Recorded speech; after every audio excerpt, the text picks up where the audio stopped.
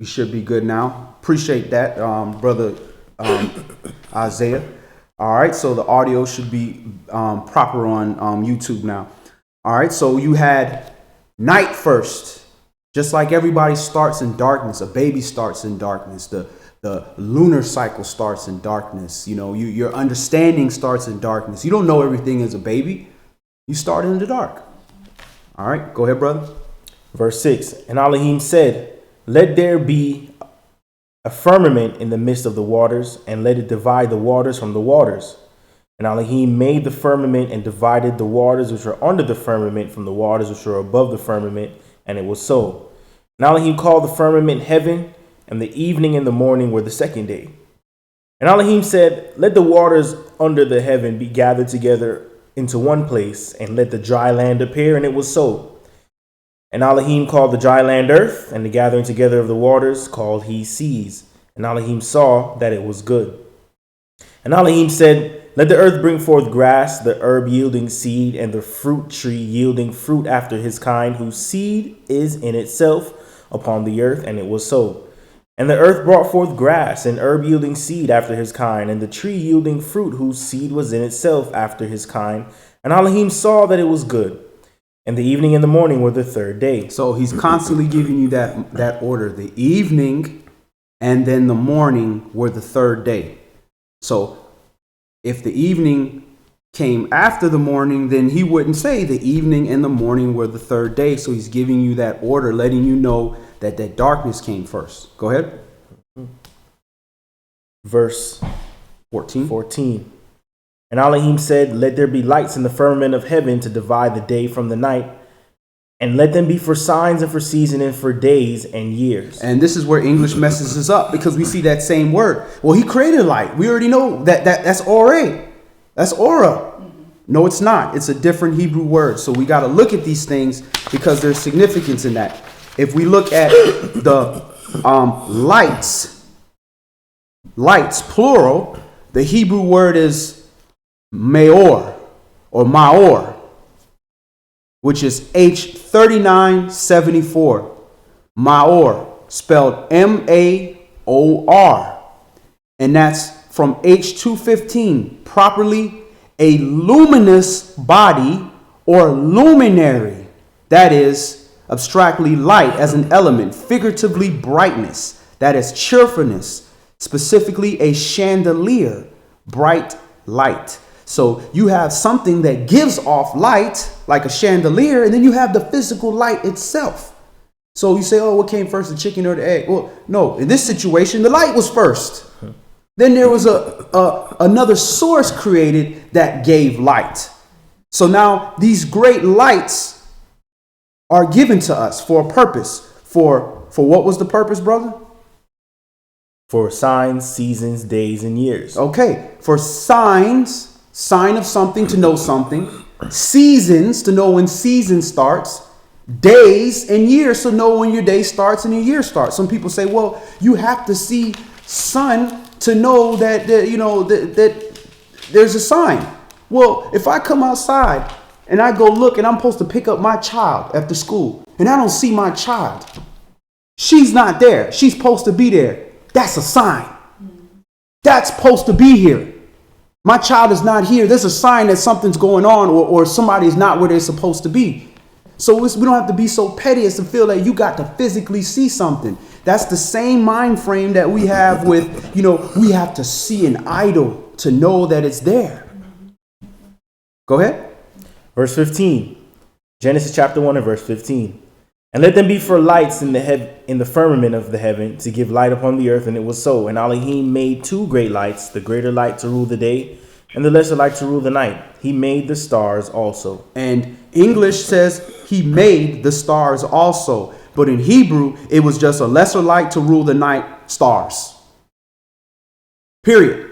They stuck in, oh yeah, he made the stars also. There ain't no also. There's other words for Hebrew that you can use to add on to something.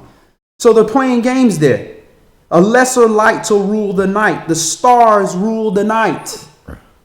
You have a new month where the moon ain't there. It ain't ruling the night, but the night still has to be ruled. Those stars are there. So it's doctrine that they put in there when they try to put an over importance of the moon. Now, the moon is important. It's also a sign for your seasons as well. But they're playing games in how they like to add things. And this is why I like to use the King James, because at least I can verify that. I can get in here and look at the Strongs and I can see, wait a minute. Or I can look at how they put the little italicized, letting me know that they added those words. Go ahead. And Elohim set them in the firmament of the heaven to give light upon the earth, and to rule over the day and over the night, and to divide the light from the darkness. And Elohim saw that it was good.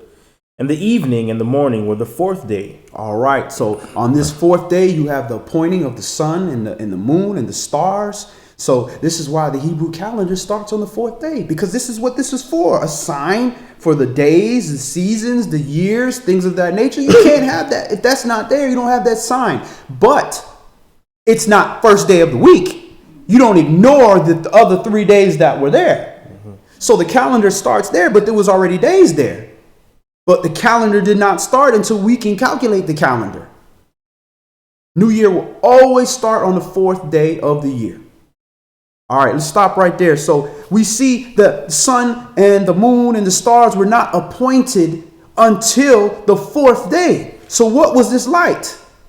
What was this light? You didn't have the luminary, the mayor wasn't there yet to give off the light that is to give us these signs in the season. So where did this light come from?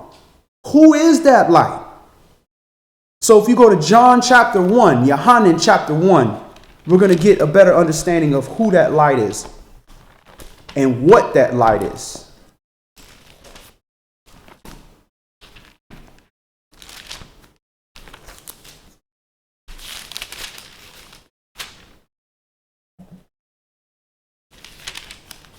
Yohanan, John chapter 1, and we're going to start this at verse 1. In the beginning was the Word, and the Word was with Elohim, and the Word was Elohim. The same was in the beginning with Elohim. All things were made by him, and without him was not anything made that was made. All right, so there's a lot again in these first few verses.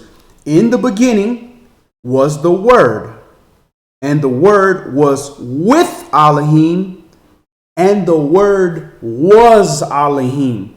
So this is what the carnal mind can't understand is, how can you have somebody that is Elohim but with Elohim? Well, first of all, you got to understand what Elohim is. The difference between all, a mighty one or sovereign, to mighty ones. But it reconciles to one spirit. There's only one head. The way I explain it, there's energy. There's an energy. Energies cannot be created or destroyed. It can only be transferred. But it has to be that one source of energy. And when he says there is no other source of energy. Everything came from him. So this word was here in the beginning. And when he said, let there be light, and there was light, he created that light. That light that was with him in the beginning. The beginning of what? The beginning of the story. When he created, that's when he decides the beginning. If I write a book, I decide when the beginning is. The beginning, I have my beginning, but I was created. He wasn't created. He's the creator of everything. So when he says in the beginning, and when you read about this Bible, we got to understand this is our story. This is about us, our history. There's other things going on, but everything is catered to us. When they talk about Adam and Eve, they talking about us. They chronicling, this whole book is chronicling Israel. So this is why you can have older books and other civilizations and things, but it doesn't. This is about us. Go ahead. Verse 4, in him was life, and the life was the light of men. All right. So in him was life, and the life was the light of men. So this is what this light is. This light that was in the beginning, which was the Word, was the light that is in man. Unless you're in darkness. And if you're in darkness and he's the light, which is the life, then you hoshek, you death, destruction, misery. Go ahead. And the light shines in darkness, and the darkness comprehended it not. There was a man sent from Elohim whose name was Yohanan, John. The same came for a witness, to bear witness of the light, that all men through him might believe. All right, so Yohanan was not that light. He came to bear witness of that light. So let's see who this light was. Verse 8, he was not that light, but was sent to bear witness of that light. That was the true light, which lights every man that comes into the world. He was in the world, and the world was made by him, and the world knew him not. Oh, okay. So he was in the world, and the world was made by him. That goes back to the statement I made earlier. He said, let there be light, and there was light. He don't have to physically do that. The boss at my company, the CEO, he say, we gonna make money. So the salespeople go out there and we make money. He don't physically go out there and do that. Does he have his part to do what he wants to do? Yeah, he does what he want to do. But that's what you have servants to do your work. When you are the sovereign, you decide what happens, and the people that are designed to do the work, do the work. So this person that was in the world, this light, was the creator, the one who created it. But he did it by the authority of the Most High. Go ahead. Verse 10, he was in the world, and the world was made by him, and the world knew him not. He came unto his own, and his own received him not. But as many as received him, to them gave he the power to become the sons of Elohim, even to them that believe on his name, which were born not of blood, nor of the will of flesh, nor of the will of man, but of Yahweh. All right. But as many as received, but first he came to his own. There's order. Go, I am sent, but not to the lost sheep of the house of Yasharah. Go only to the lost sheep of the house of Yasharah. Do not go to the Samaritans, and did not go. Order. Go to your people first. Go to your house and feed your family first. When they ate, then you can go out and feed your neighbors and everybody else. So there was order. But his own received them not. You go home, you try to feed your family, daddy, we straight. We good. Okay, then you go feed someone. You gonna throw it in the trash? What kind of wickedness is that? Then you go feed other people. So as many as received him, to them gave he power to become sons of Elohim, even to him that believe on his Shem, which were born not of blood, nor of the will of the flesh. So you ain't, just because you bloodline Israel, that's not it. Because it says, born not of blood, nor of the will of flesh, nor of the will of man, but of Elohim. So Elohim decides who is going to be his son, that have the powers to become his sons, to be sons of Elohim. We don't make that decision. Just because I baptize somebody, they don't make that decision. That doesn't make the spirit come on a person. Elohim has to decide that. He knows what's in that person's heart. He knows what's in my heart. Go ahead. Verse 14, and the word was made flesh and dwelt among us. So this word was before. Then it was made into flesh. So when people look at Yahshua, they look at that flesh being and they say, oh, well, this flesh being was in heaven. No, he wasn't. That flesh being was created for here. That spirit, the word, came into him, was in the beginning. That's how you got to have that separation. You got to get out of that Greek mentality of that God syndrome, where you got Zeus sitting on a throne, Jesus sitting on a throne. This is a spirit. Go ahead. And the word was made flesh and dwelt among us, and we beheld his glory, the glory of the only begotten of the Father, full of grace and truth. Yohanan bare witness of him and cried, saying, this was he of whom I spoke. He that comes after me is preferred before me, for he was before me. And of his fullness have all we received, and grace for grace. For the law was given by Moshe, but grace and truth came by Yahshua Mashiach. No man has seen Yahweh at any time. The only begotten Son, which is in the bosom of the Father, he has declared him. And this is the record of Yohanan, that when the Yehudim sent priests and Levites from Jerusalem to ask him, who are you? And he confessed and denied not, but confessed, I am not the Mashiach. And they asked him, what then? Are you Elias? And he said, I am not. Are you that prophet? And he answered, No. Then they said unto him, Who are you, that we may give an answer to them that sent us? What say you of yourself? He said, I am the voice of one crying in the wilderness, make straight the way of Yahweh, as said the prophet Isaiah. He immediately coming out speaking prophecy. He immediately coming out speaking Old Testament. He didn't have a New Testament. He didn't say, well, you can read about me in John chapter 1. But nah, he's going into the Old Testament. Go ahead. And they which were sent were of the Pharisees. And they asked him and said unto him, Why baptize you then, if you be not that Mashiach, nor Elias, neither that prophet? Yohanan answered them, saying, I baptize with water, but there stands one among you, whom you know not. He it is, who coming after me is preferred before me, whose shoe latchet I am not worthy to unloose. These things were done in Bethabara, beyond Jordan, where Yohanan was baptizing. The next day Yohanan sees Yahshua coming unto him and said, Behold the Lamb of Yahweh, which takes away the sins of the world.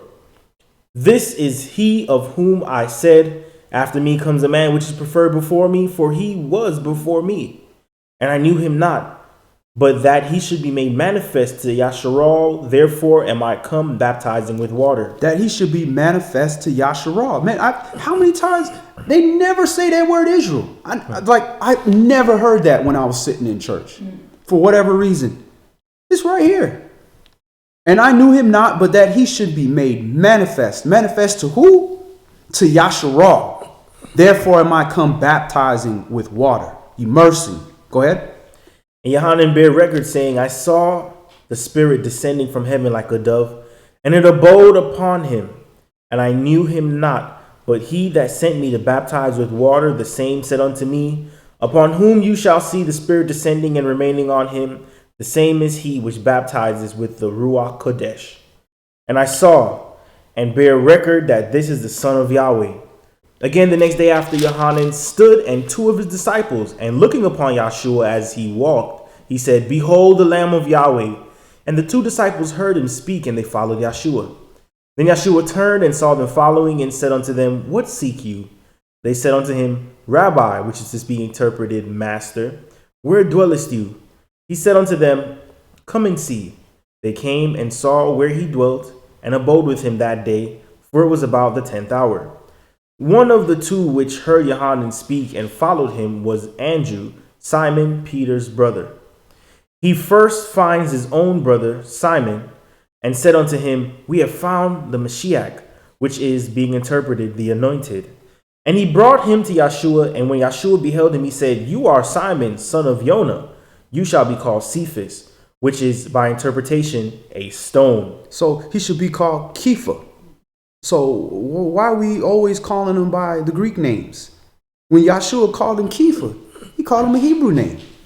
Go ahead. John chapter 1, verse 43. The day following Yahshua would go forth into Galilee, he finds Philip and said unto him, Follow me. Now Philip was of Bethsaida, the city of Andrew and Peter, Kepha. Philip finds Nathanael and said unto him, We have found him of whom Moshe in the law and the prophets did write, Yahshua of Nazareth, the son of Joseph. And Nathanael said unto him, Can there any good thing come out of Nazareth?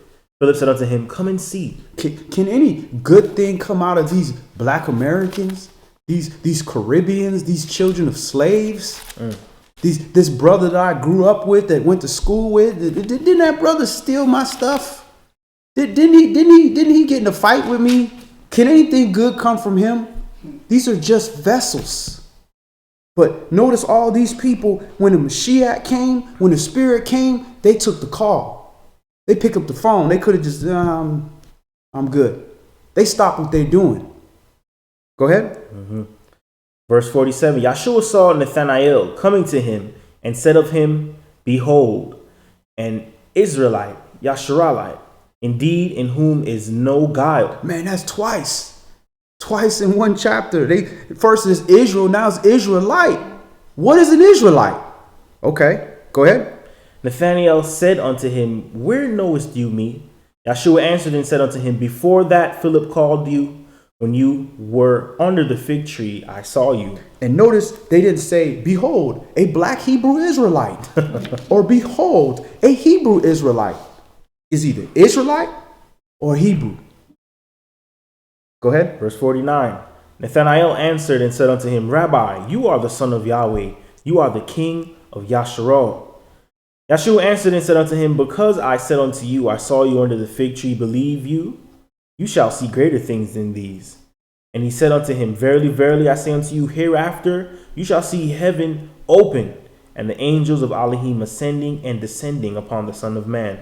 All right. So one key thing to also look at is the Mashiach got baptized. He got baptized and the Spirit descended on him like a dove and stayed. That's the difference between him and us. His vessel was pure, so that Spirit could stay with him and remain with him. But the Spirit, no man has the power to retain the Spirit because we defile it. We're a defiled temple. So he had to get baptized because he is the Word. He has to keep the law. So how can we not get immersed? How can we, if it was just, it's really all about being baptized by fire and repenting, which is, it is about that too. But how could you say that you're just going to skip his direct instructions and his direct action of getting baptized? And if it had to be you got to have this great person that's older than you and, this elder or, this camp leader or whatever. If that was the case, then why did Yohanan baptize Yeshua? He said he's not even worthy to touch the latchet on the shoe because it ain't about the person doing it. It's about the Father using a servant to do the work. And about the obedience. Exactly, about the fact that you're going to follow instruction. If he say hop on one leg and pat your stomach and rub your head or whatever, you better go do it. You ain't got to understand it. All you got to understand is how to depart from evil when it shows up. Let's go to 1 Yohanan chapter 1. 1 John chapter 1. And people have to realize and come to the understanding that in Yah is all truth. It is no fallibility in Yah. There's no shadow of turning. That is truth. There's a truth behind the life you're existing, that you exist in. And, under what are you going to obey? Are you going to follow Yah's instruction? Are you going to believe him? Or are you just going to be out here wandering and lost? Where you going? You got to follow the light. That light is always true. There's no shadow or darkness in it. 1 Yohanan chapter 1 and verse 1. That which was from the beginning, which we have heard, which we have seen with our eyes, which we have looked upon with our hands, which we have looked upon and our hands have handled of the word of life.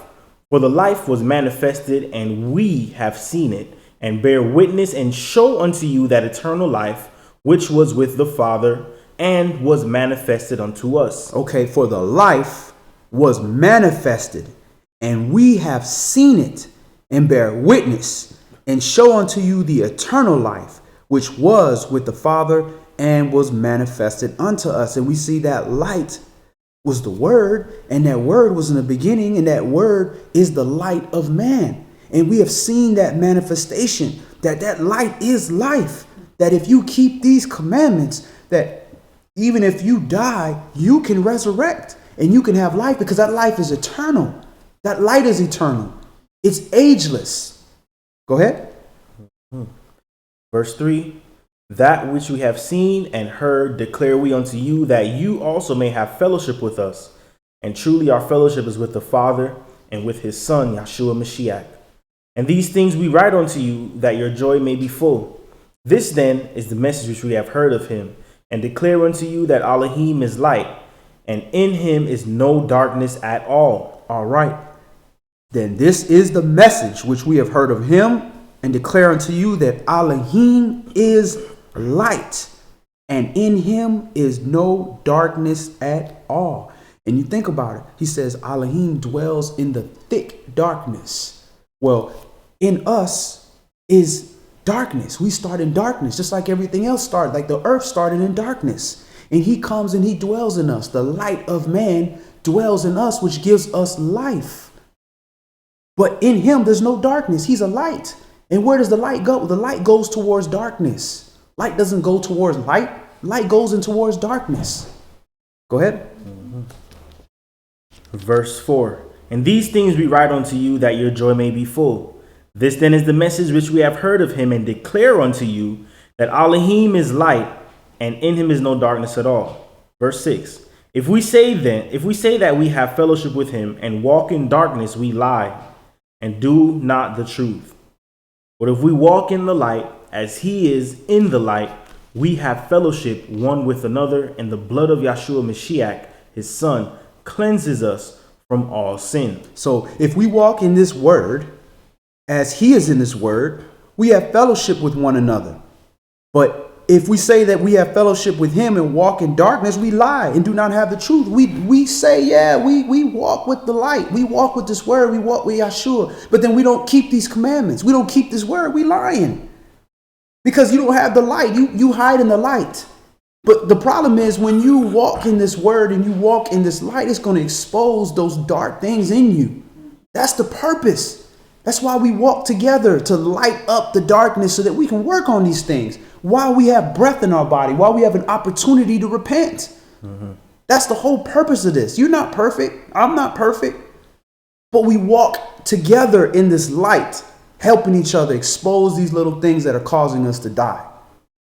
Go ahead. And brother, I like what it said in verse 6, you know, if you have fellowship with him and walk in darkness, you lie. Mm-hmm. So a lot of people feel like, oh, I'm just going to confess Jesus and, you know, I'm going to be saved, and don't do a thing that Yahshua said. So it goes to show that that confession that you made was actually a lie, because the other aspect of your whole being didn't obey or did not confess these same things. Your mouth confessed Yahshua, but your deeds didn't confess him. The things you didn't confess him. So it says if you walk in the light as he is in the light, we have fellowship with one another, and the blood of Mashiach and his son can cleanse you from all sin. But if you don't walk in that light, you lie. You're just a liar. You know? But will people acknowledge that, you know what, I'm living this lie? Right. You know, I do this and this and this when no one's looking. I've stolen this and I've done that, and I think these evil thoughts. But when people are around, I put on a good show. We have to acknowledge when we're lying. We have to acknowledge that, you know what, I'm lying about this. Even that confession that, you know, you confessing that this is wrong within me, that's going to help purge you. Exactly. And that's the thing about atonement. You know, you realize how deep the lie is during atonement. Because when you start thinking, you know, I caught myself, well, if I have offended anybody, and what is if? You know, if I have been unclean and defiled myself, if you know damn well you done defiled yourself, you done lied, you done cheated, stole, you done did all kind of things in your time, you still coming to the Father with you know I might have, if I slapped that brother too hard, no. Confess. No, just come out. But then you catch yourself, and even after being in the Word so long, you catch yourself and you say, okay, well, and it's hard. It's hard because you don't want to acknowledge that in you, especially the deeper you get into the Word, the more understanding you have of your wickedness.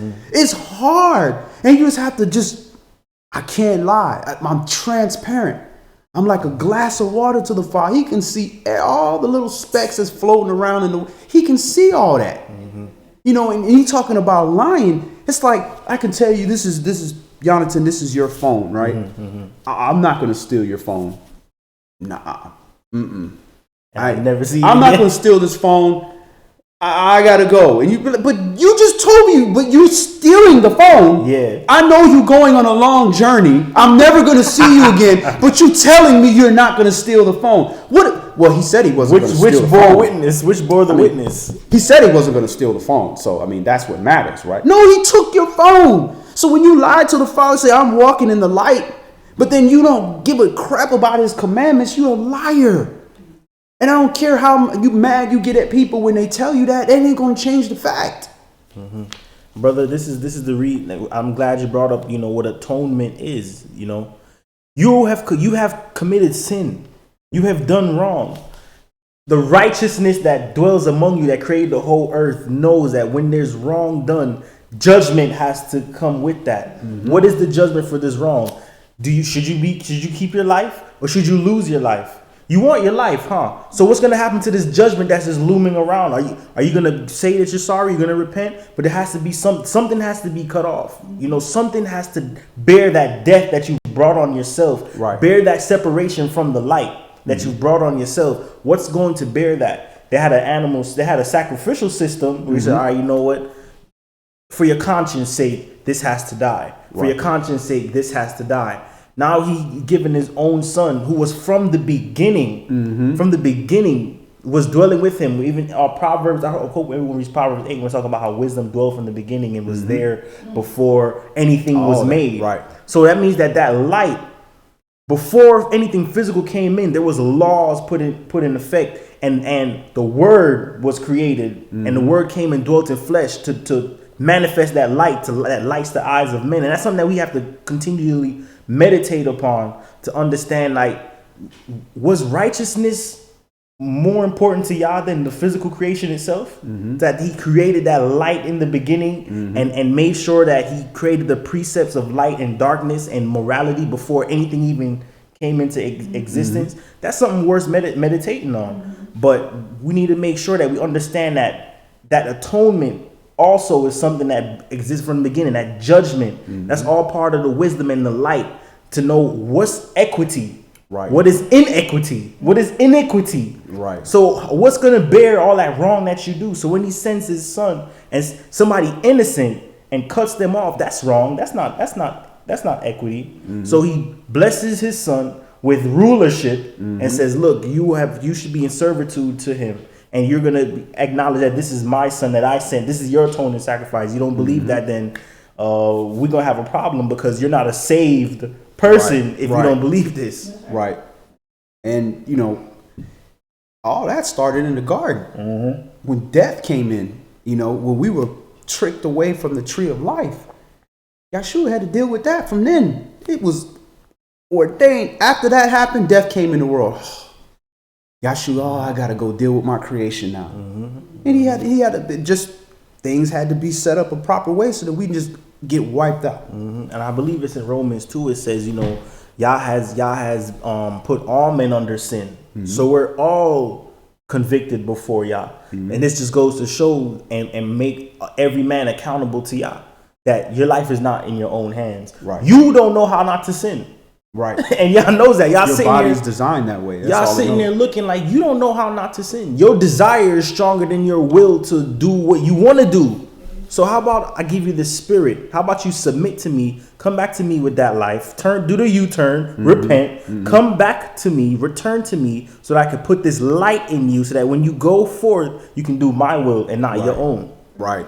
Which is sin. Right. All right. We didn't finish that. Go ahead and finish it up. Verse 8. If we say we have no sin, we deceive ourselves and the truth is not in us. If we confess our sins, he is faithful and just to forgive us our sins and to cleanse us from all unrighteousness. If we say that we have not sinned, we make him a liar, and his word is not in us. No, you say that you haven't sinned when you say the law is cut off. The law is done away with. So you just said you didn't sin. So I don't sin, because that law is done away with. The laws are done away with. Where there's no law, there's no sin. He nailed this all to the cross, except for tithes. That one slipped. That was like on the edge, and it's when a page slip off, or somebody ripped that page off. That one slipped. But the laws nailed. You just said that you didn't sin. You a liar. You deceiving yourself. You ain't deceiving nobody else. You deceiving yourself. Everybody else know. They just don't want to admit it because they want to agree too. Like, yeah, me too. I didn't sin either. Just like a bunch of criminals. Did you steal that? No, I didn't steal. Did you kick him? I didn't kick him. You shot him? No, I didn't. Did you? You innocent? Yeah, I'm innocent. You too. They're going to stick together. That's the code. But if you're in darkness, if you want to be in light, the first thing you have to acknowledge is, man, it's dark out here. Let me cut the light on. But if you like, no, it's bright. It's hit my knee. I fell in a hole. I ran into a wall. But it's bright out here. No, you got to acknowledge you in darkness. then you can say, okay, I've got a knot on my head. Let me cut on the light. Mm-hmm. Brother, that whole chapter shows us that the importance of atonement. Mm-hmm. It shows us that we don't have that forgiveness unless we're in fellowship with the Mashiach Mm-hmm. and his son that cleanses us from all sin. Because there's that atoning precept, that whole atonement principle has to be in our mind at some point to justify us before Elohim. Are we going to come before him with our gift? Are we just going to come before him with our dirty heart? Are you going to come before him in submission to the order that he set up? Or are we just going to come before him like, I'm righteous in mine own sight? Right. That's not going to work. You have to come with some atoning principle here, and a lamb and bullocks isn't going to do it anymore. Nobody's doing that. Nope. Let's go to Tehillim chapter 97. Psalms chapter 97.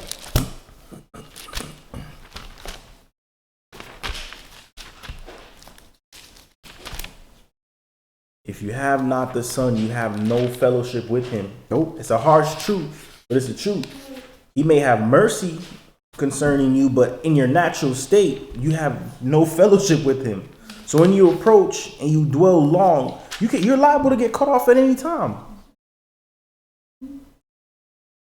Psalms, Tehillim, chapter 97. And we're going to start that at verse 1. Yahweh reigns. Let the earth rejoice. Let the multitude of isles be glad thereof. Clouds and darkness are round about him. Righteousness and judgment are the habitation of his throne. A fire goes before him and burns up his enemies round about. His lightnings enlightened the world. The earth saw and trembled. The hills melted like wax at the presence of Yahweh, at the presence of the sovereign, the whole world, of the sovereign of the whole earth. The heavens declare his righteousness, and all the people see his glory. Confounded be all they that serve graven images, that boast themselves of idols. Worship him, all you mighty ones. Zion heard and was glad, and the daughters of Yehuda rejoiced because of your judgments, O Yahweh. Now let's deal with verse 7. Confounded be all they that serve graven images, that boast themselves of idols. Worship him, all ye gods, is what it says in English. So these all ye gods, is this the graven images that he's talking about? Is this the idols he talking about? These things ain't mighty. These things are made up. These are fantasies. But when he talks about, Yahshua said, oh, you get mad at me because I say I'm the son of Elohim. But the scripture tells you that, are you gods? Are you mighty ones? He's talking about you the mighty ones. Because you are the vessel for the spirit. That's who he's saying worship him. He ain't talking about Zeus, bow down and worship. He ain't talking about some made up cartoon character. But we take that too far and call each other, hey, God. You know, and I am a God. You a God, but you can't stop the white man from oppressing you. Get the crap out of here, man. Go ahead. Zion heard and was glad, and the daughters of Yehuda rejoiced because of your judgments, O Yahweh. For you, Yahweh, are high above all the earth. You are exalted far above all gods. You that love Yahweh hate evil. He preserves the souls of his saints. He delivers them out of the hand of the wicked. Light is sown for the righteous, and gladness for the upright in heart. So light is sown for the righteousness. For the righteous. This light preserves the souls of his saints. Because when the saint is in problem, he allows that word to guide them out of it. To say, man, I'm in this situation. This is unfair. They're coming against me. Well, let me meditate on how I can be blameless, how I can depart from evil. And it's that trust and that faith in that light, in that word, that allows the intervention to come in to pull you out of that problem, even if it means removing you from the world. You might say, oh, that person died. Well, that person's sealed right then and there. They might have died, but y'all said, no, they did what they needed to do. First resurrection for them. We don't know. But at the end of the day, we have to trust that light. We trust the light in darkness. When it's dark, we cut on the light. Okay, I can see. there's a hole right there. I need to go that way. Oh, we're going in a circle. Go that. We can trust that physically. Well, we got to trust that spiritually with the same confidence that this is light. This is righteousness. I'm going to study it. If I use it and it causes me a problem, maybe I can understand it right. Maybe I need to get second and third witnesses. Go ahead. Verse 12. Rejoice in Yahweh, you righteous, and give thanks at the remembrance of his holiness. All right. Let's go to Exodus chapter 10. So remember, light is sown for the righteous. So this is Dawid saying this, and you're going to see this being put into action when you got the whole of Mizraim in power outage except for Goshen. Except for where the bruise at. Light is sown for the righteous. And that righteousness at that time was Israel, was Moshe. That's all that was. It wasn't like the people was being righteous. It was for his own name's sake. His name was righteous enough. You know, brother, just for dialogue's sake, what comes to your mind when you come to the book Exodus, or what do you think about when you think about the book of Exodus? The first thing that comes to my mind is here, man. Yeah. Being free from here, being free from this captivity under this house of bondage, and how, we will leave with great substance, and how this is going to be done by a mighty hand, and miracles and great things. It ain't going to be just, we decide to bounce. He going to make a statement. That's what comes to your mind when you think about Exodus. Well, it ain't that deep for me yet. No, now I think about it, yes, but when I think about Exodus, I just think my history. I think my people. Exactly. Never have I sat in a classroom and seen American history and identified. Never have I sat in a classroom and seen a picture of Columbus and identified. But I read the book of Exodus and that spirit is there. I read the book of Exodus and I see brown skin and black skin. I see the richness of culture in Exodus, and I hope our people realize that this is our history. When you open this, Yahweh's preserved this so that you understand. You can come back to the contract that your people made with him on Mount Horeb, which your people made with him right before when they made their vows to their Elohim. Right. Which is why we kind of go through the things we go through nowadays, because we're under a bond, not necessarily this bondage of captivity, but under a bond to obey the covenant that Yah made with our forefathers. Right. It's like when you have this book and you open it up and you got the wedding pictures. Oh, there's mom and dad. Here's mom, the assembly. Here's dad, Yah. Here's the priests. That did everything, and look at the children. Oh, look at this. Look how they grow. Oh, this is a rough time. Oh, look, this is when he got this first car, or he got his first house. Yeah. Oh, okay, yeah, Israel. Oh, your house, your first house. And this is our history, like you said. Yeah. The key to opening this book for me was the first time I looked at it and said, this is us. Yeah. The book opened up like magic. Like all of a sudden this stuff just started making sense. Now I'm looking at people's actions. Numbers going on. Yeah, all of a sudden I'm looking at actions, but man, that's us. Yeah. Who else would do this something this stupid? This us. Exodus, Shemot, chapter 10. Let's start this at verse 1. And Yahweh said unto Moshe, go in unto Pharaoh, for I have hardened his heart and the heart of his servants, that I might show these my signs before him. All right, so he hardened Pharaoh's heart and his servants. Go ahead. And that you may tell in the ears of your son and of your son's son what things I have wrought in Mitzrayim. So be careful who you serve, because if he harden the heart of the master, he will harden the heart of the servant. So you better make sure who you choose, who your master is. Go ahead. That you may tell in the ears of your son and of your son's sons what things I have wrought in Mitzrayim, and my signs which I have done among them, that you may know that how I am Yahweh. And Moshe and Aaron came in unto Pharaoh and said unto him, Thus says Yahweh Elohim of the Hebrews, how long will you refuse to humble yourself before me? Let my people go that they may serve me. So did he say, thus says Yahweh Elohim of the black Hebrew Israelites?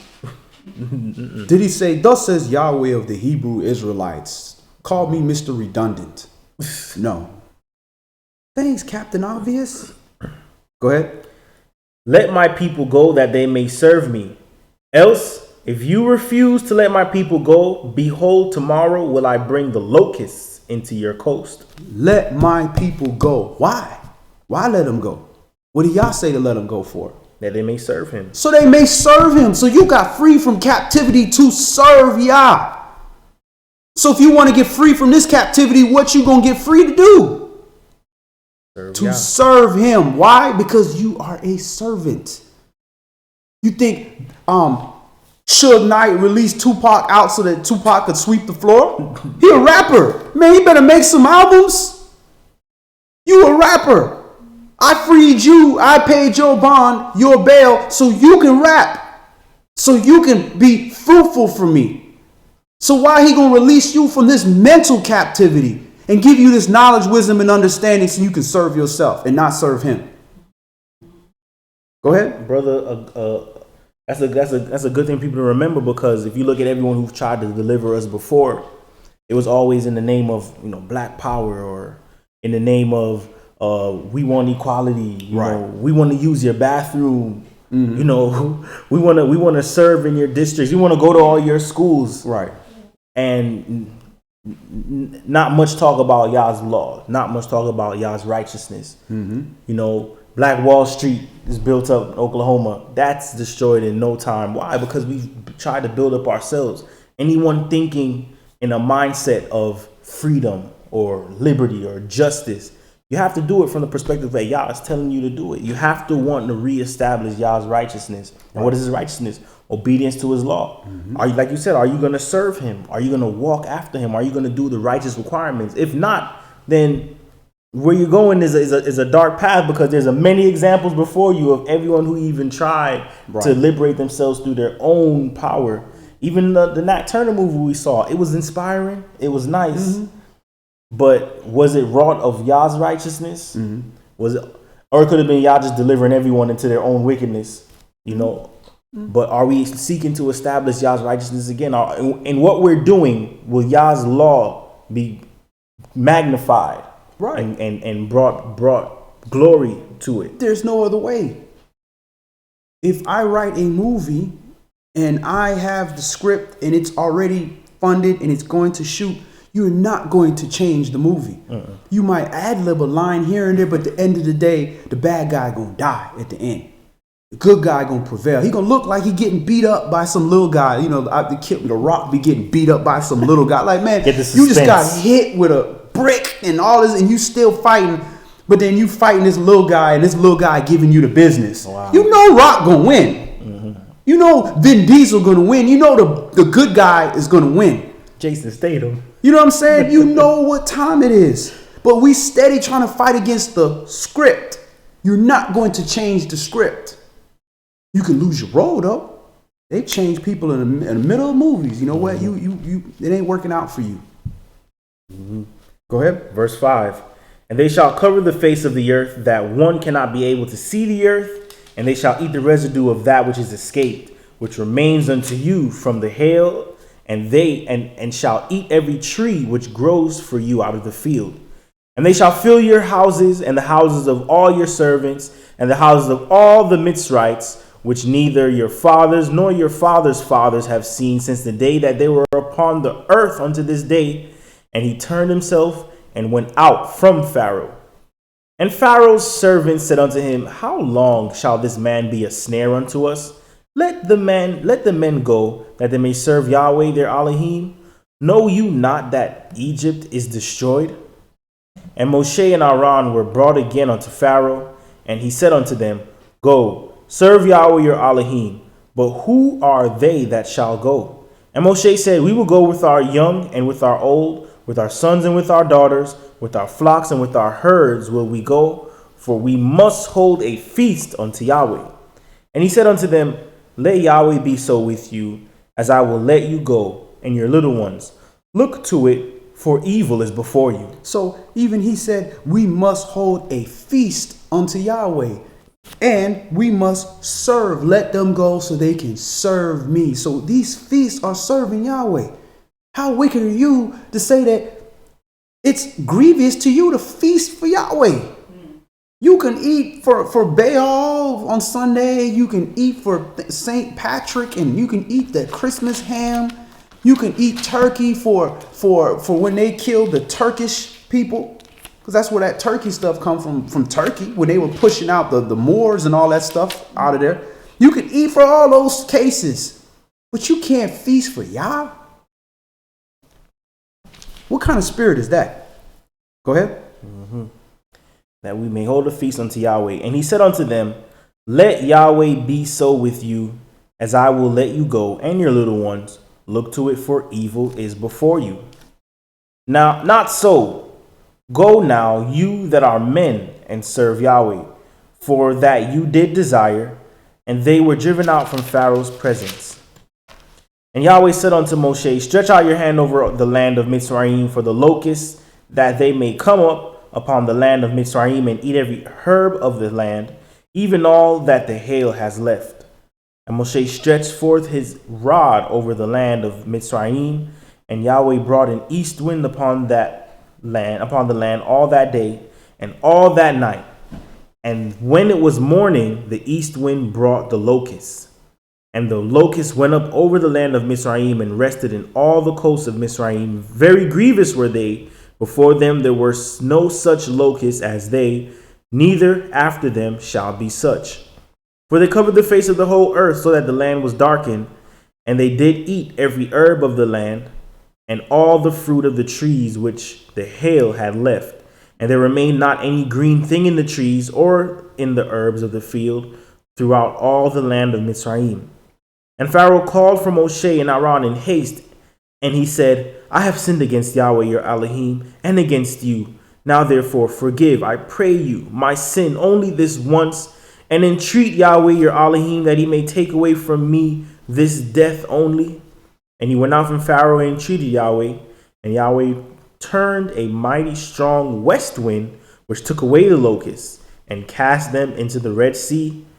There remained not one locust in all the coasts of Mitzrayim.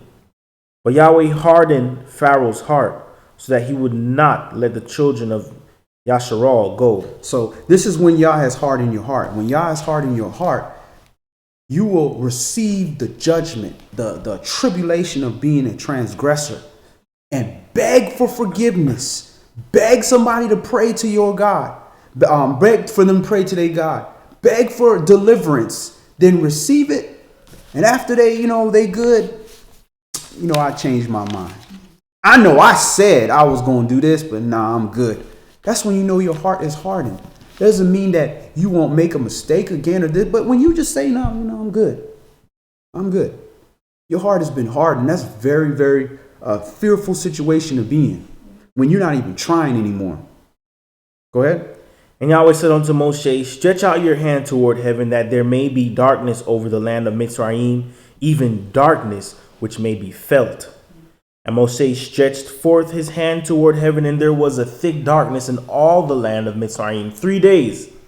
They saw not one another, neither rose any from his place for 3 days, but all the children of Yasharal had light in their dwellings. And Pharaoh called unto Moshe and said, go you, serve Yahweh. Only let your flocks and your herds be stayed. Let your little ones also go with you.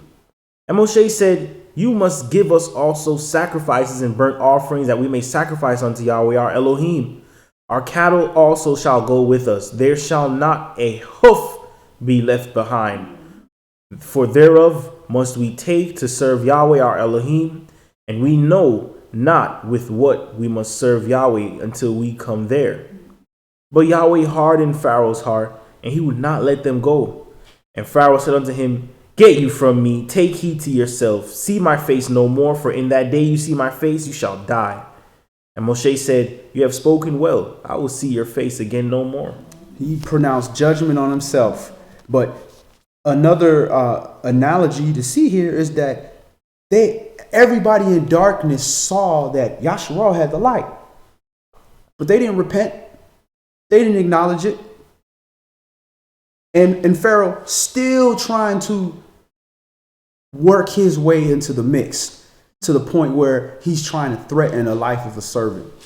So just because you exhibit the light and you repent and you walk in righteousness and you are delivered and you are blessed, if somebody's heart is hardened, it's not going to change anything. And that's why it says, meddle not with those that are given to change, because you don't have the power to do that. That's not your job. Your job is just to shine that light. And that light is what is going to expose everything around. And whatever happens with that, that's beyond your pay grade. You a light, you just shine. That's what you do. Let's go to Proverbs, Mishlei, chapter 4.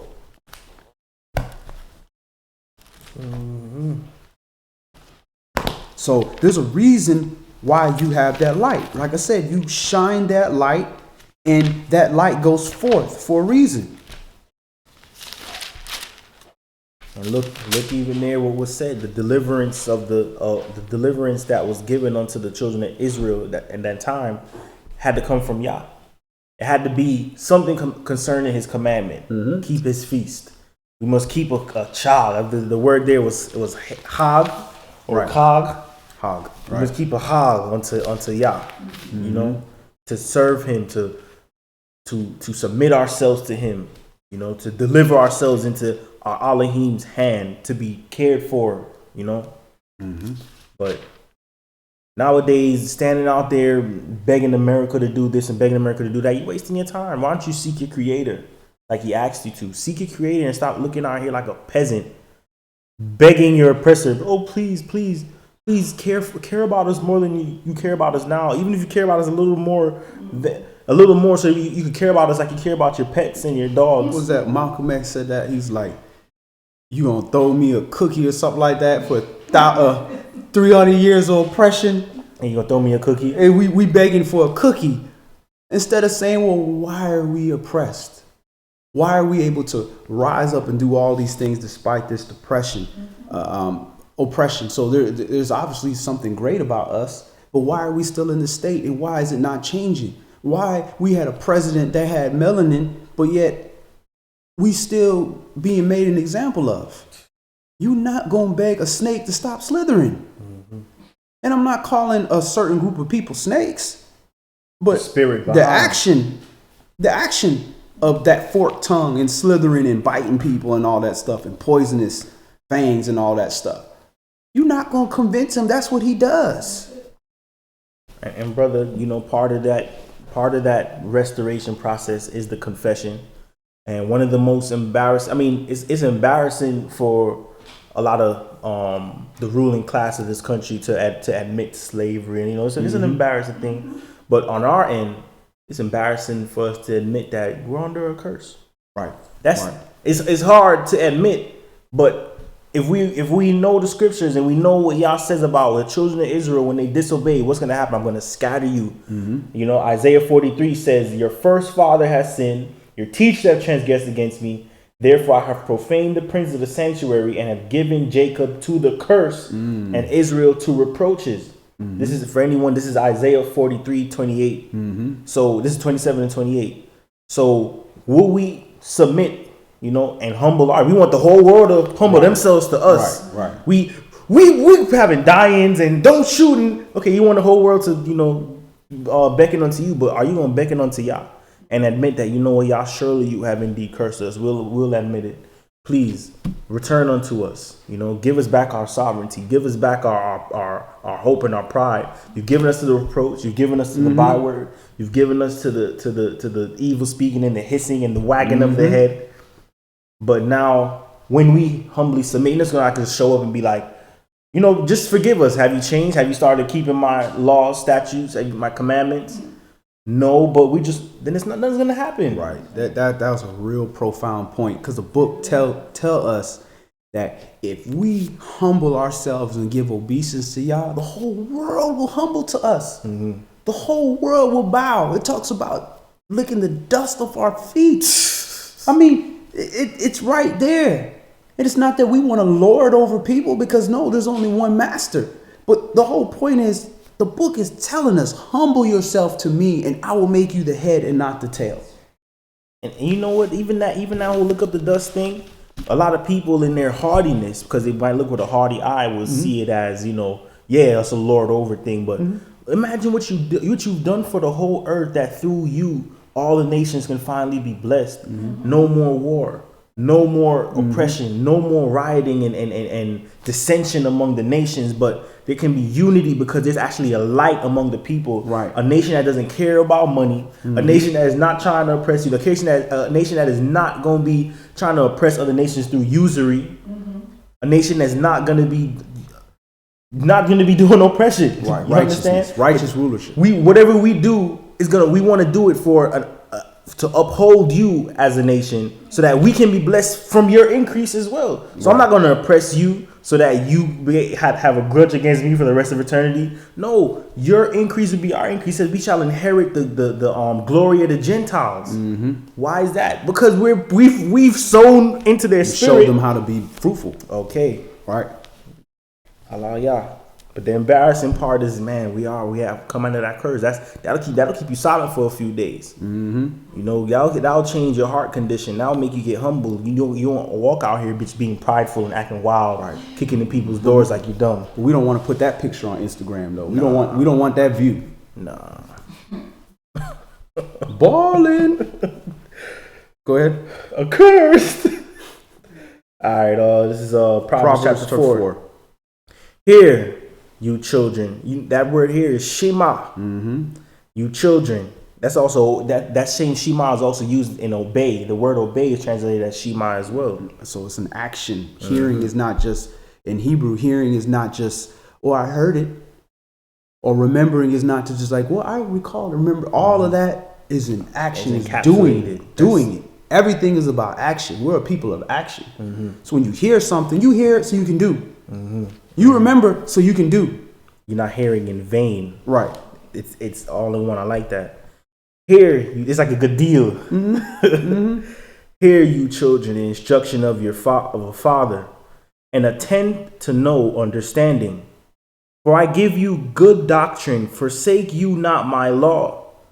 For I was my father's son, tender and only beloved in the sight of my mother. He taught me also, and said unto me, let your heart retain my words, keep my commandments, and live. Get wisdom, get understanding, forget it not, neither decline from the words of my mouth. Forsake her not, and she shall preserve you. Love her, and she shall keep you. Wisdom is the principal thing, therefore get wisdom, and with all you're getting, get understanding. Get that knowledge. Get that wisdom. With all you're getting, get the ability to depart from evil with all these things, to stop from sinning, to repent. That's what all these tools are for. Go ahead. Exalt her, and she shall promote you. She shall bring you to honor when you do embrace her. She shall give to your head an ornament of grace, a crown of glory she shall deliver to you. Hear, O my son, and receive my sayings, and the years of your life shall be many. I have taught you in the way of wisdom. I have led you in right paths. When you go, your steps shall not be straitened. When you run, you shall not stumble. Take fast hold of instruction. Let her not go. Keep her, for she is your life. Enter not into the path of the wicked. Go not in the way of evil men. Avoid it. Pass by it. Pass not by it. Turn from it and pass away. For they sleep not except they have done mischief, and their sleep is taken away unless they cause some to fall. For they eat the bread of wickedness and drink the wine of violence. But the path of the just is as the shining light that shines more and more into the perfect day. All right. So we have this path, this narrow path. And it's very difficult to follow a narrow path because you can fall off that path, especially if it gets dark. But this is why we are as a shining light. This shining light lights up that path so that we can walk down the narrow path, but so that we can be examples. So other people can walk down that path as well. Because a leader goes into dangerous territory first. That doesn't make him the leader. What makes him the leader is when people follow down that path. But people are afraid. Everybody's not a leader. Everybody's not meant to be a leader. So people will not go down that path till they see it's safe with you. And this is a path right now that people are terrified about. Look what's happening to all his servants, man. They're going through it. But that's just a piece of it. We haven't seen the end of it. So when you walk one step, that'll make somebody follow you. They might want to see you walk way down the street and walk. Oh, he didn't get shot. Ain't no lions. Okay, it's safe. So people see the wind blowing, water going, gunshots, all that, and you like, that's way over there. Stay right here and you good. So somebody has to be the leader. Yasharal, you the leader. You the one that got to walk down that narrow path first and light up that path. And it's lit for you because you got the commandments. You got the word. You got the promise, the covenant. But it's difficult. You got to trust it, and it's hard. And it's not something that we can just talk about in this class. It has to be done in action. Go ahead. Verse 19. Proverbs chapter 4 and verse 19. The way of the wicked is as darkness. They know not at what they stumble. My son, attend to my words. Incline your ear unto my sayings. Let them not depart from your eyes. Keep them in the midst of your heart. For they are life unto those that find them, and health to all their flesh. Keep your heart with all diligence, for out of it are the issues of life. Put away from you a froward mouth and perverse lips. Put far from you. Let your eyes look right on, and let your eyelids look straight before you. Ponder the path of your feet, and let all your ways be established. Turn not to the right hand, nor to the left. Remove your foot from evil. All right. So verse 23, keep your heart with all diligence, for out of it are the issues of life, your feelings, your emotions, your temperament. Out of all these things come out all those things like lust and envy and covetousness and anger and wrath. And lasciviousness, all these things come from the heart, that stony heart. That's why it says that you got to remove that stony heart and start putting his laws as little tables etched into your fleshly heart, because that's where the issues of life are. That's what all this stuff is for. It's for the issues of life. Because the same thing happening then is happening now. It's just on Periscope now. Yeah. That's the only difference. It's on Periscope. It's on Vine. It's on YouTube. You get your behind whooped on YouTube and World Star now. Same thing. Brothers was getting whooped back then. Brother, two very big things you brought up here and that were in the script, like what you brought up about the emotion aspect. They keep your heart with all diligence, for out of it are the issues of life. If we kept our heart with the proper diligence in our youth, a lot of men and women wouldn't go through some of the hurts that they go through concerning these relationships. You'd be protecting yourself. You'd want your heart hedged in marriage. You'd want to be hedged.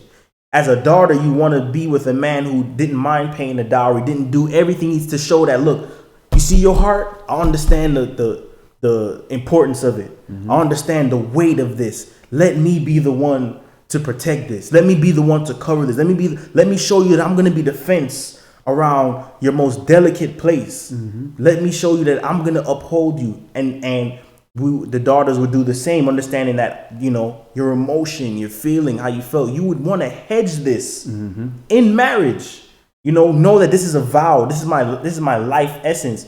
So when people go through stuff like divorces and you boyfriend and you break up with your girl, you don't understand the gravity of what's being done here. That's like trying to separate the moon from the earth. Do you understand how what's broken? Right. The originality, the virginity of your soul, how destroyed you let it be. Do you think the earth is ever going to be the same if the moon is not there? Right. Everything is going to go into disarray. Do you know what it's going to take for the earth to come back into proper order? Would it even be in the same order after the moon is gone? Divine intervention.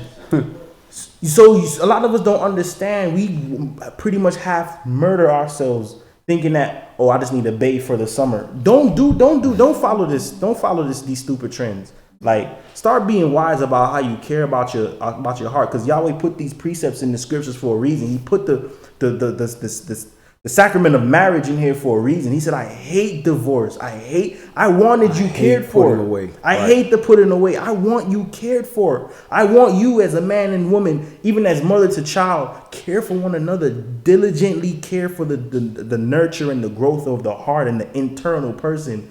We are so far from that. It's crazy. Right. And we don't understand how that affects us like the whole life. And how that affects the following generation, that a child has to be born in this destroyed earth that don't got no moon. The tides are off. The land can't be seen. The seas are tumultuous. Right. Everything is just out of order. And then that's a whole nother sermon. But secondly, too, I guess I'm not going to be able to remember. Here it is. Verse 19. Mm-hmm. Goes in with it. The way of the wicked is as darkness. So what I just mentioned about caring for the heart, that's a precept in light. Mm-hmm. Like, you have to know the light to know that, I can't just be out here just sleeping with anyone. My being is connected to this. Mm-hmm. But if someone's in the darkness, verse 19 says the way of the wicked is as darkness. So they don't even know how to handle their own self. Right. And then it says they know not at what they stumble. So they're in full depression for years, and they don't even know where to begin on this long list of transgression. I don't know why we're getting shot down in the street. Why are we getting killed? Why I didn't get this job? Why am I being oppressed? Why I don't know who my father is? Why I don't know who my I know my father, but I don't know my great-great-great-grandfather. Why, when I went to 3 different DNA banks, they told me I was from 3 different African tribes? Why does this just happen to us? Don't know anything. You know what? Even though you mentioned that, all these things you brought up, and all these wise, verse 26, he tells us, ponder the path of your feet. Give thought to the things that you're doing. Don't just be impulsive and do whatever. Start being more introspective. Start being more meditative on the stuff that you're doing, so that your life ain't in shambles. You don't know you hitting, like you said, you hitting your feet on everything. You're just walking in darkness. Start manifesting some light, and realize that all these precepts came from Yah. Right. And realize that obedience to Yah is your wisdom. Submission to Yah gives you that wisdom, so you don't have to be so dark. You'll be rejuvenated unto life. Right. A resurrection. Let's go to Yeshayah chapter 9. Isaiah chapter 9.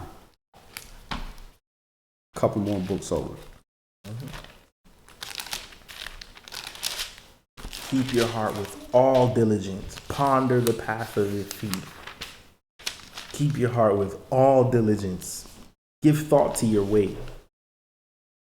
And if you want to put that all in one, serve Yah. It's the simplest way. Be obedient to Yah. Mm-hmm. All of Proverbs is encompassed in that. Fear Yah, keep the commandments. Right. The whole duty of man. I mean, we understand laws, we drive on this side of the road. Mm-hmm. No, I drive whatever side of the road I want to. You get head-on collision. There's laws here for a reason. And man make laws for his own benefit. The Most High make laws for your benefit. Mm-hmm. Yeah, just today I was explaining to a coworker about how insight and wisdom work. Look at wisdom like a whole ocean. It's vast. You have a massive supply of it. Mm-hmm. Now your house is on fire. What do you need to do with all that water? You have the ocean of wisdom. Your house is on fire. You have to focus it. You have to put boundaries upon it. You have to compress it into a line, and it emerges from the hose with enough force to get the fire out. Mm-hmm. That's what the law is. Mm-hmm. It's the formation of wisdom, to give wisdom form. Right. It's even a restriction. It's a restriction on your thought process. Rules on your thoughts say, look, you have the whole world of things you can do. Not everything is expedient. Do this instead. Right. This is going to keep you upright. I don't need you falling into the darkness. I need you to be a child of light. Go in this way, and it'll keep everything in order. And your whole life won't be disorder and destruction if you just mix everything into this confusion. Yahweh wants order, not confusion. Right. Yeshayah, Isaiah chapter 9 and verse 1. Nevertheless, the dimness shall not be such as when in her vexation, when at the first he lightly afflicted the land of Zebulun and the land of Naphtali, and afterward did more grievously affect her by the way of the sea beyond Jordan in Galilee of the nations.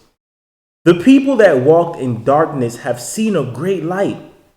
They that dwell in the land of the shadow of death, upon them has the light shined. You have multiplied the nation and not increased the joy. They joy before you according to the joy in harvest, as men rejoice when they divide the spoil. Look at that. On a personal note, the lightly afflicted the land of Zebulun, which comes now, and then Naphtali, which comes afterward. By the way of the sea, people have walked in darkness, but have seen a great light. With Naphtali being in the darker winter and then going into the light. The constellation. Right. Go ahead. The people that walked in darkness in the great light, verse 4. For you have broken the yoke of his burden and the staff of his shoulder, the rod of his oppressor, as in the day of Midian. For every battle of the warrior is with confused noise and garments rolled in blood, but this shall be with burning and fuel of fire. For unto us a child is born, unto us a son is given, and the government shall be upon his shoulder, and his name shall be called Wonderful Counselor, the Mighty El, the Everlasting Father, the Prince of Peace. Okay, his name shall be called. That doesn't mean that's his name. Go ahead. And it's interesting. There's a literary device. You can almost see the theatrics of it. Like you're seeing the destruction, but you're seeing the peace. Right. You're seeing the madness, and it's like y'all storyline. You know, he's the greatest director. This is like a Spike Lee flick. All the destruction. You know, people were like the little trailer voice. Yeah. And destruction and fire and all this until now. A light comes from the east. The sun is born. It's like coming out, you know, March 14th. And it's like some of those movies where it's like it's showing a battle, and then all of a sudden, like one of the soldiers has a flashback of his child, and it's showing this blood, this garment rolled in blood, and then it slowly goes back to this child again. And you're like, did this child cause all this destruction and madness? Is this the Battle of Megiddo at the end? Right. What's going on here? Go ahead. Verse 7. Of the increase of his government and peace there shall be no end upon the throne of David and upon his kingdom. So this is why they was like, are you the anointed one? Are you the one that sits on the seat of David? Upon the throne of David, and upon his kingdom to order it and to establish it with judgment and with justice from henceforth, even forever. The zeal of Yahweh of hosts will perform this. Yahweh sent a word into Jacob, and it has lighted upon Yasharal. And all the people shall know, even Ephraim and the inhabitants of Samaria, that say in the pride and stoutness of heart, the bricks are fallen down, but we will build with hewn stones. The sycamores are cut down, but we will change them into cedars. Therefore Yahweh shall set up the adversaries of Rezin against him, and join his enemies together. The Syrians before and the Philistines behind, and they shall devour Yasharal with open mouth. For all his anger is not turned away, but his hand is stretched out still. So you got to address this. You're not going to just unoppress yourself during this oppression. He dealing with you. He's already gave you the light. You know, notice he came before and said the light has come. This is going to happen, but you're going to wait. And until then, you got to deal with this oppression in your own heart, the things that you got going on. And you have to deal with yourself as a nation. But you got all these people, Ephraim and Samaria, all these people that are so far removed from the law. Oh yeah, we gonna fix things because the main judgment is happening right here to Yehuda. Go ahead. Verse 13. For the people turn not unto him that smite them, neither do they seek Yahweh of hosts. Therefore Yahweh will cut off from Yasharal head and tail, branch and rush in one day. The ancient and honorable, he is the head, and the prophet that teaches lies, he is the tail. For the leaders of this people cause him to error, and they that are led of them are destroyed. Therefore Yahweh shall have no joy in their young men, neither shall have mercy on their fatherless and widows. For everyone is a hypocrite and an evildoer, and every mouth speaks folly. For all this his anger is not turned away, but his hand is stretched out still. That's what the elder was talking about on Shabbat. You know, despite all this, hand is still stretched out. You sick from the head to the tail, everything from the leaders to the lying prophets. But despite all that, all you got to do is just stop. Mm-hmm. How wicked do you have to be that, man, you just did anything, whatever, you just ill. And all you got to do in Ezekiel, just turn away from your deeds and your wickedness is gone. Just continue in righteousness. Mm-hmm. But we refuse. We forsake our mercy with these lying vanities. Oh, I didn't sin. That's nailed to the cross. You know, we good. You didn't see how much money? Man, you better check my bank account. You see how much money I put in that plate? You tripping. Verse 18, for wickedness burns as the fire. It shall devour the briars and thorns, and shall kindle in the thickets of the forest, and they shall mount up like the lifting up of smoke. Through the wrath of Yahweh of hosts is the land darkened, and the people shall be as fuel of the fire. No man shall spare his brother, and he shall snatch on the right hand and be hungry, and he shall eat on the left hand and shall not be satisfied, and they shall eat every man the flesh of his own arm. Manasseh, Ephraim, and Ephraim, Manasseh, and they together shall be against Yehudah. For all this his anger is not turned away, but his hand is stretched out still. So through the wrath of Yahweh of hosts is the land darkened. This is why we have all this destruction and our people getting killed. This is the wrath of the Most High. And this is why we fighting to learn how to keep a holy day. We fighting so hard just how to learn how to say his name and say our own name. We fighting so hard to learn how when the Shabbat is. We fight all these things is the wrath of the Most High to keep us humble and to separate the wheat from the tare, the sheep from the goats. Who gonna really go at this and really try to get this thing together? We ain't gonna get it. Mm-hmm. I just let you know that right now. We not gonna get it.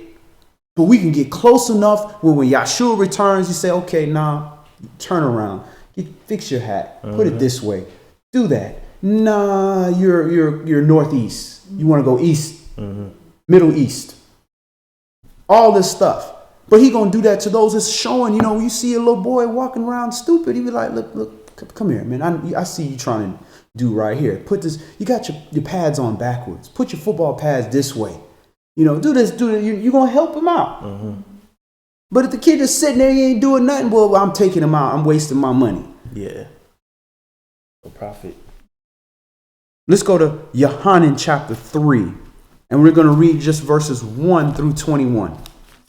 John chapter 3, verses 1 through 21.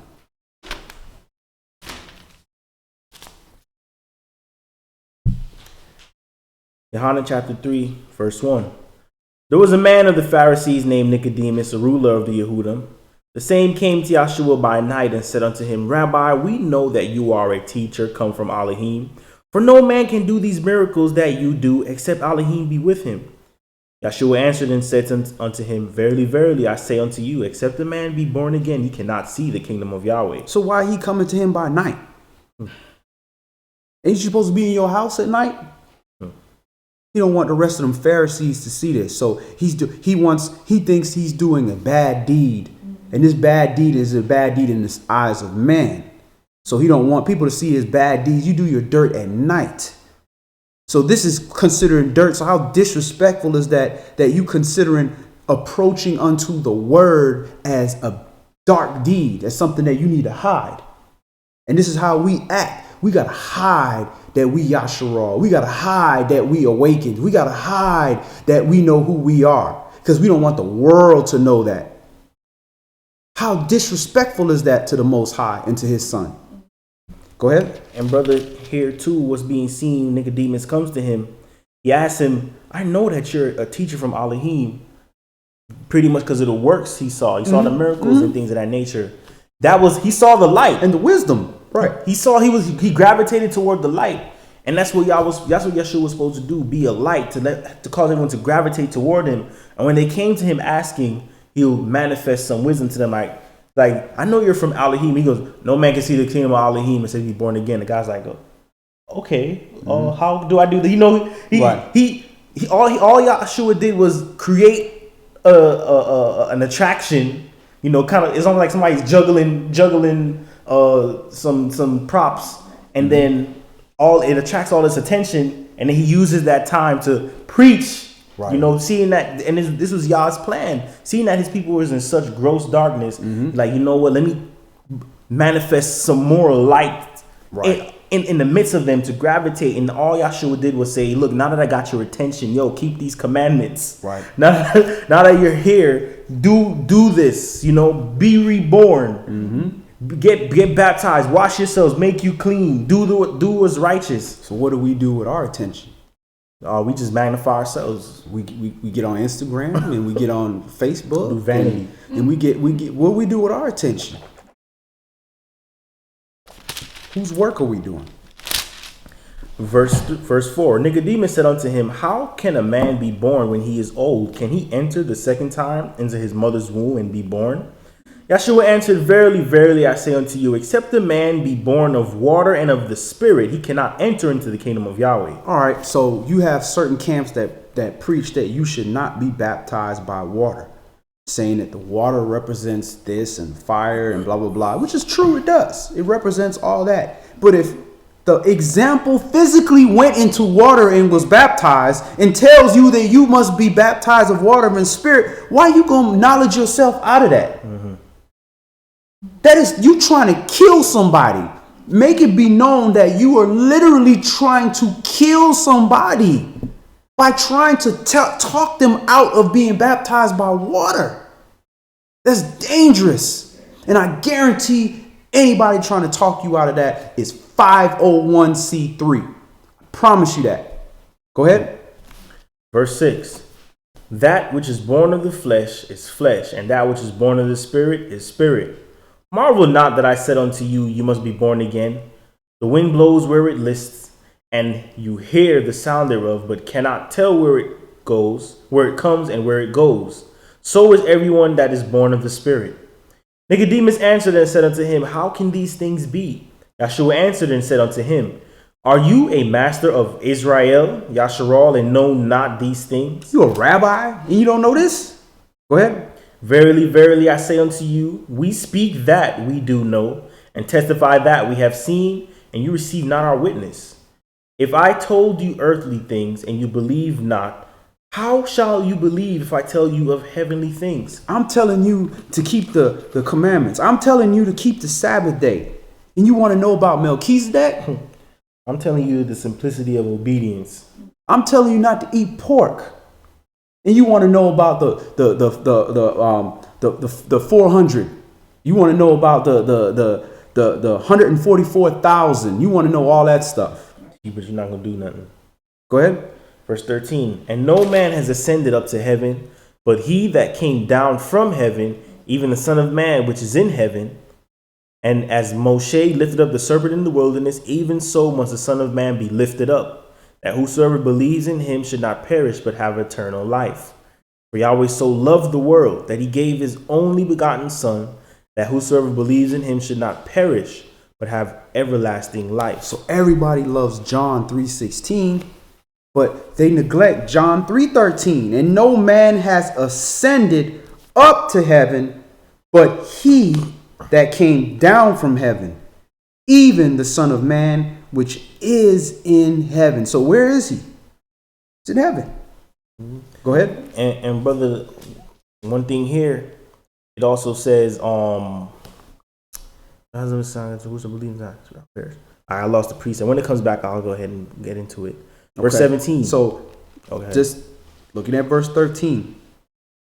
And no man has ascended up to heaven, but he that came down from heaven, even the Son of Man, which is in heaven.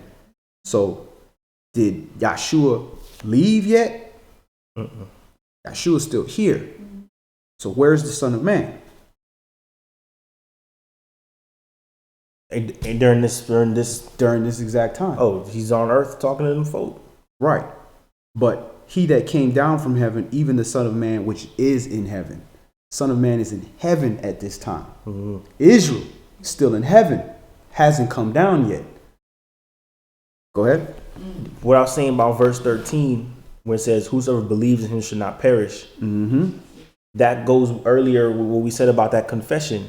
If you believe in him, do you confess that with your word only, but your deeds should follow, or else it's a lie, like we said earlier on.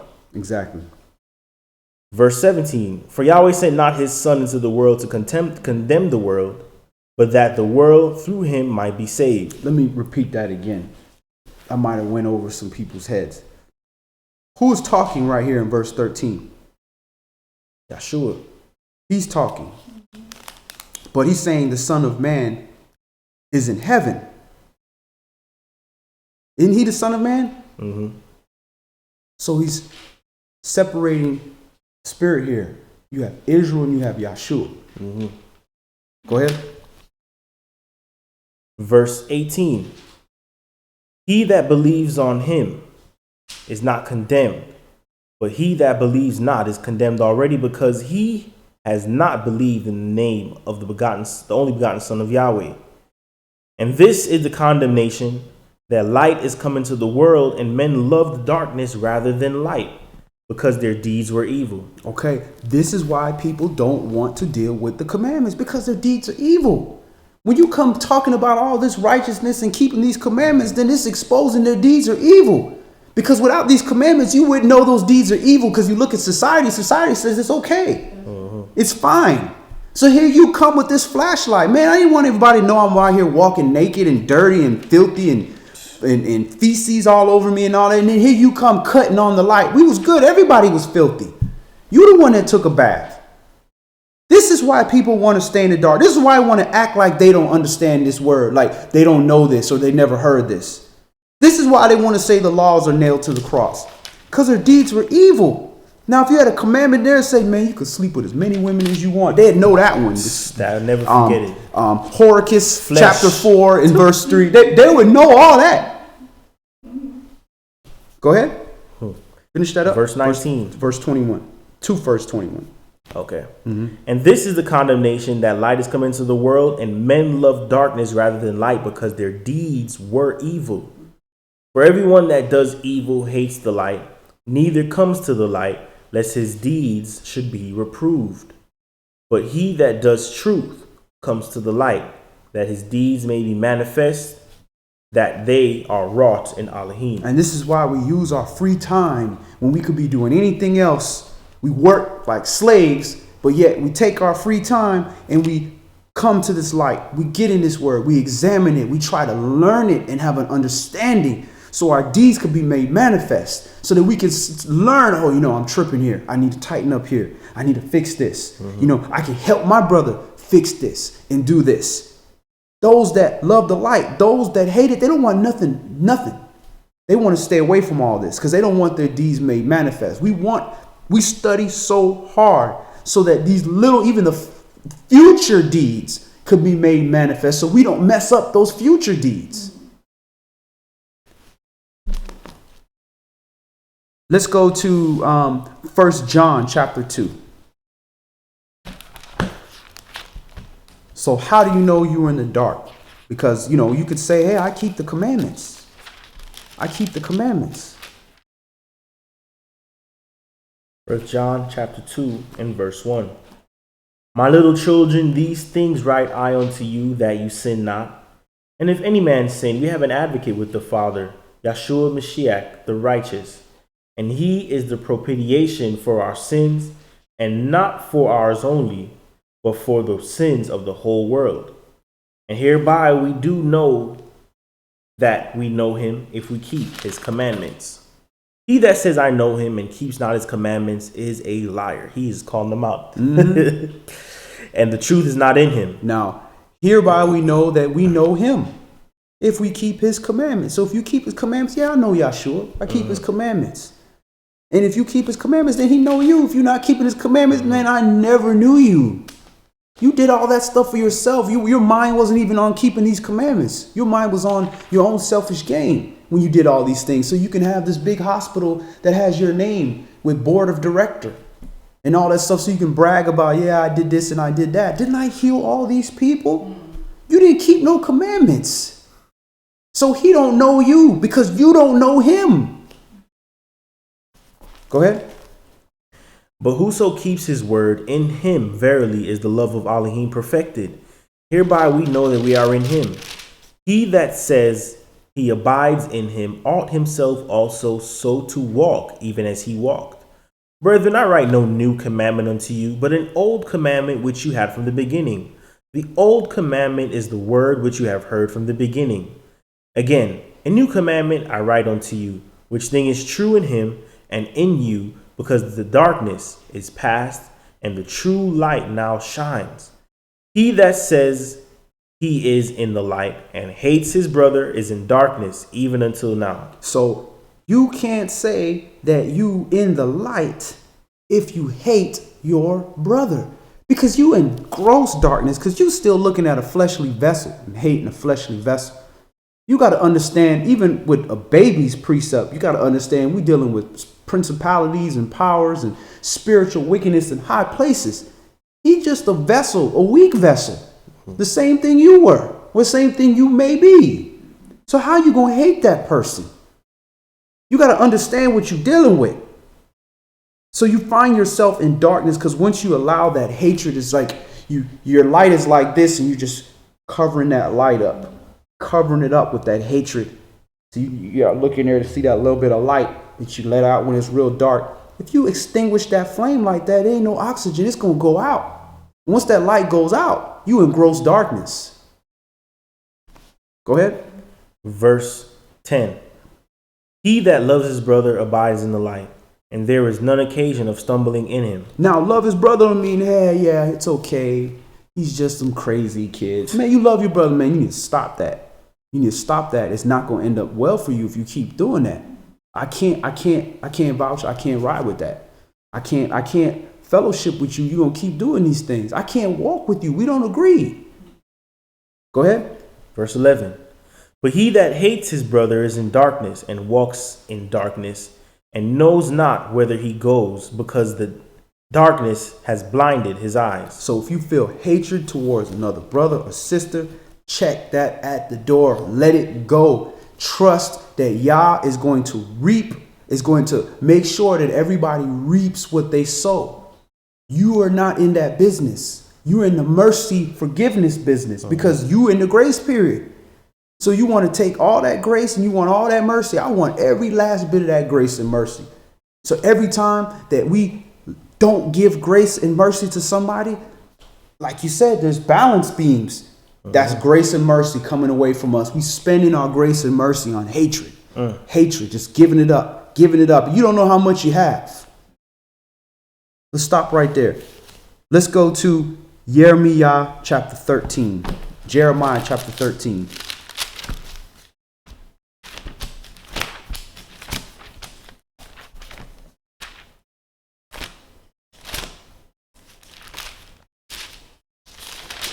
Jeremiah or Yirmiyahu chapter 13. And let's start this at, go ahead and start that at verse 1. Thus says Yahweh unto me, Go and get you a linen girdle and put it upon your loins and put it not in water. So I got a girdle according to the word of Yahweh and put it on my loins. But why? Why didn't he do this? This doesn't make any sense. This is not a law. Man, just shut up and do what you're told. Go ahead. And the word of Yahweh came unto me a second time, saying, Take the girdle that you have got, which is upon your loins, and arise and go to Euphrates, and hide it there in a hole of the rock. So I went and hid it by the Euphrates, as Yahweh commanded me. And it came to pass after many days that Yahweh said unto me, Arise, go to Euphrates, and take the girdle from there, which I commanded you to hide there. Then I went to the Euphrates and digged and took the girdle from the place where I had hid it. And behold, the girdle was marred. It was profitable for nothing. Then the word of Yahweh came unto me, saying, Thus says Yahweh, after this manner will I mar the pride of Yehuda and the great pride of Jerusalem. This evil people which refuse to hear my words, which walk in the imagination of their heart, and walk after other gods to serve them and to worship them, shall even be as this girdle which is good for nothing. So when you read how Yah operates, you understand he will put on a show. He will paint the picture for you. So you have to look at the things that are happening in your life and just be like, just smile at the symbolism and the poetry that he has in motion, so you can understand the point. Because he tried to tell you, don't sin, don't transgress, don't hate your brother, do this. But we didn't hear that. We didn't hear that. So he got to put on this juggling show and do all this stuff and put on all this big theatrics and everything for us to get the point. Just be, don't be covetous. Got it. Eureka. I got it. You know, brother, a lot of times I've meditated on that as to why is it that Yah why is he I'm not saying anything's wrong with why he does things like that, but how his methods of teaching us things. Is there something wrong with the word of mouth where our understanding is dim, whereas he would rather us grasp it in a different capacity, you know, like visually or learn it in a way that's not necessarily language? Because we don't listen. Because we'll tell you the same thing we do as humans. We tell people, bruh, trust me, I went down that route and there's a hole. You're going to fall in that hole. And you tell people that, and they just be like, but the mind just, you know, just that's how we are as a people. We reading about it through the whole book. They just don't get it because there's angels here and angels here because there's something going on in here. So we just can't grasp it. We can't grasp it. So we have to say, you know what? There was a man that had a little ewe lamb. And I wonder what that did. You know, what's the difference? That dude needs to die. Kill him. That man is you. Oh my goodness. Now all of a sudden you hear, we are sottish people. It's the answer of it. No, gets wisdom and knowledge is when you starting to do not walk down the way of a whorish woman. Okay. Don't do it. Not walking down because your behind hurts so much. Your back hurt. Your neck hurt. You got a crimp in your eye. You got one good eyesight, and you tired of getting your behind whooped. Some people learn it at 30. Some people 40. Some people 80. Some people never learn it. And depending on how hard, that's why some people get whooped so hard they learn it quick. And you're like, oh man, that's horrible. That happened to that person. No, that person is blessed. Because they're not going to go through all that stuff. Because they had to go through this rough period. And you know, brother, me personally, I'm someone that doesn't like to complicate getting something done. But it definitely looks like, you know, being how humanity is, how people are. Sometimes you have to find creative ways to get somebody to understand something because the plain, simple way of saying it just doesn't work. It's simple. It's almost like trying to get your kid to take the medicine. He's like, I don't like the way it tastes, so you just put it with some juice. Yeah. And they drink it all the way up. You gotta make an air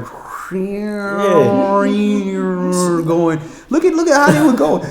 Thus says Yahweh, you are with these whores. We're gonna bore. You know, it's just this is how we are to the point where we like, this is your God, Israel. This is your God.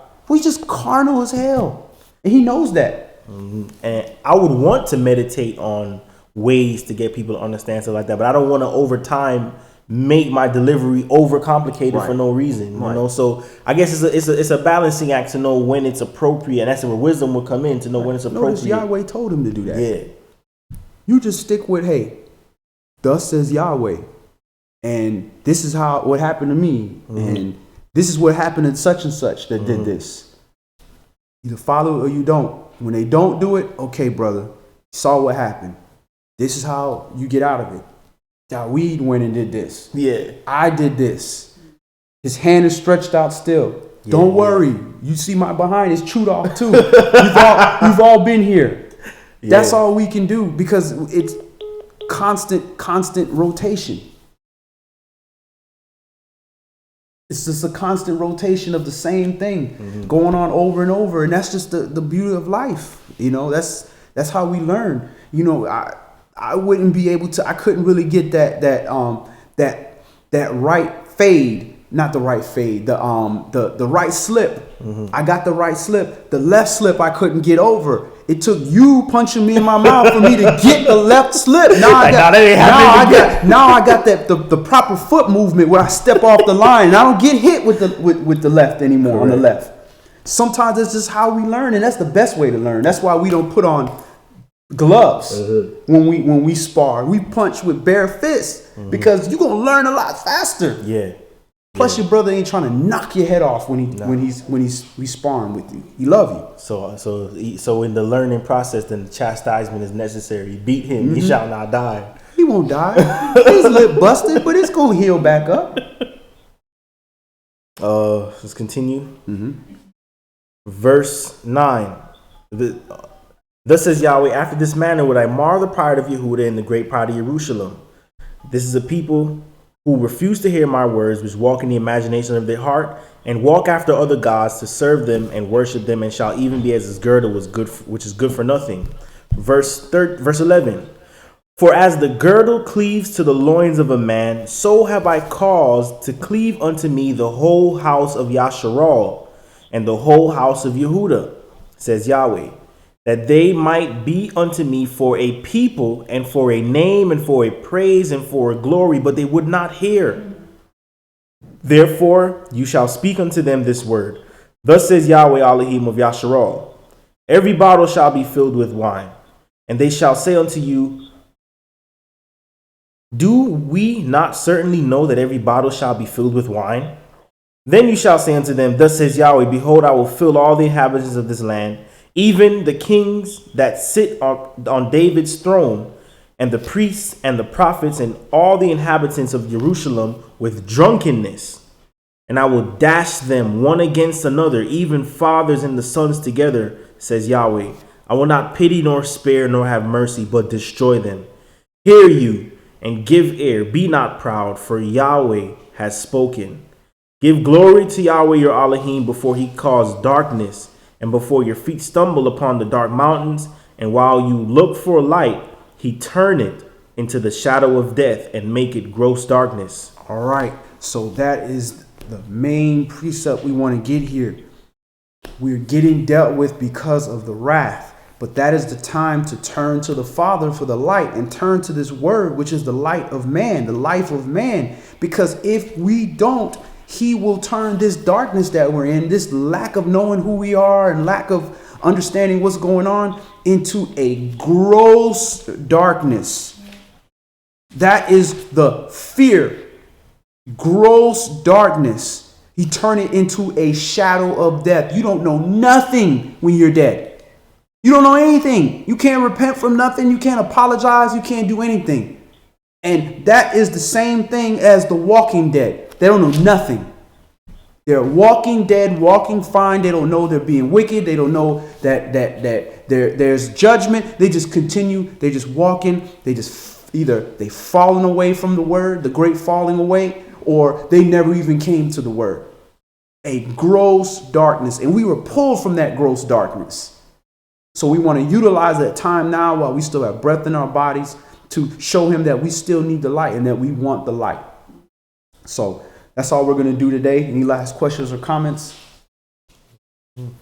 All right. Let me see if there's any. Walk in the light. Questions? If anybody has any questions or comments.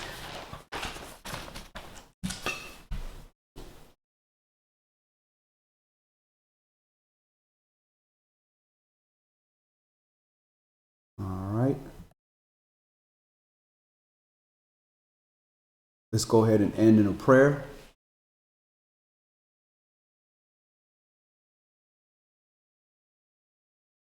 Definitely apology.